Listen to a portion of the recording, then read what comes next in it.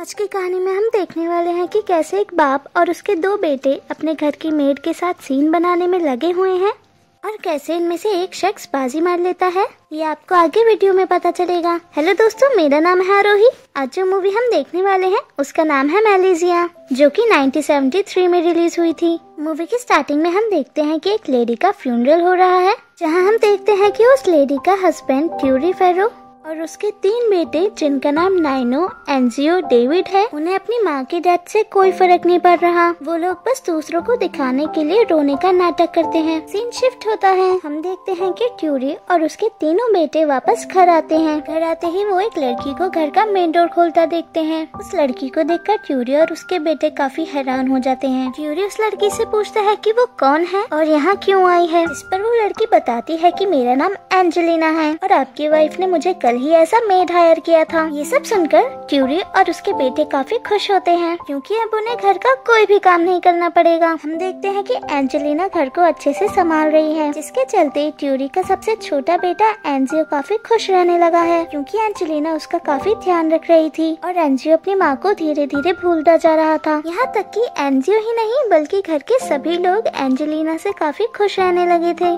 Scene change होता है। हमें कहानी के एक नए कैरेक्टर से मिलवाया जाता है, जिसका नाम आइनस है। आइनस ट्यूरी को पटाना चाहती है, क्योंकि ट्यूरी बहुत बड़ा बिजनेसमैन है और वो काफी अमीर भी है। ट्यूरी आइनस में बिल्कुल भी इंटरेस्ट नहीं दिखाता, लेकिन ट्यूरी का एक बेटा नाइनो आइनस की तरफ अट्रैक्ट होने लगा है और ये हमें तब पता चलता है जब आइनस और नाइनो कार में एक साथ जा रहे थे। कार में नाइनो आइनस को इधर उधर टच करने लगता है। आइनस ये सब नोटिस तो करती है, लेकिन वो नाइनो को कुछ भी नहीं कहती और उसे इग्नोर कर देती है। नेक्स्ट सीन में हम एंजेलिना को अपनी पॉकेट से एक रोज निकालते हुए देखते हैं। एंजेलिना को ये नहीं पता था कि उसकी पॉकेट में ये रोज किसने रखा है। एंजेलिना इस सोच में बढ़ जाती है कि ये रोज आखिर किसने रखा। कुछ ही देर बाद नाइनो वहाँ आ जाता है। दरअसल नाइनो एक फुटबॉल मैच खेलते खेलते गिर गया था, जिसकी वजह से नाइनो के पैर में कांच का टुकड़ा घुस गया था। इसलिए एंजेलिना नाइनो के पैंट उतारकर उसके घाव पर मरहम लगाने लगती है। यहाँ नाइनो की खुशी उसके दोनों टांगों के बीच में साफ नजर आ रही थी। मरहम लगवाने के बाद नाइनो अपने फ्रेंड स्टेफन के पास जाता है। नाइनो स्टेफन को एंजेलिना के बारे में बताता है कि एंजेलिना ने नाइनो की पैंट उतारी। ये सब सुनकर स्टेफन नाइनो से पूछता है कि क्या वो मेरा भी हथियार ले सकती है, लेकिन नाइनो उसे मना कर देता है और बोलता है कि एंजेलिना केवल मेरा ही हथियार लेगी। अब स्टेफन एक डील रखता है कि नाइनो अपनी मेड एंजेलिना का प्राइवेट पार्ट दिखाएगा, जिसके बदले स्टेफन अपनी बहन के प्राइवेट पार्ट नाइनो को दिखाएगा। ये सुनने के बाद नाइनो ये डील मान लेता है, जिसके बाद स्टेफन नाइनो को अपनी बहन के रूम के बाहर लेकर जाता है, जहाँ स्टेफन की बहन ड्रेस चेंज करके खुद को सेटिस्फाई करने लगती है। वहीं नाइनो और स्टेफन उसे देखने लगते हैं। उसी रात एंजेलिना ट्यूरी के सबसे छोटे बेटे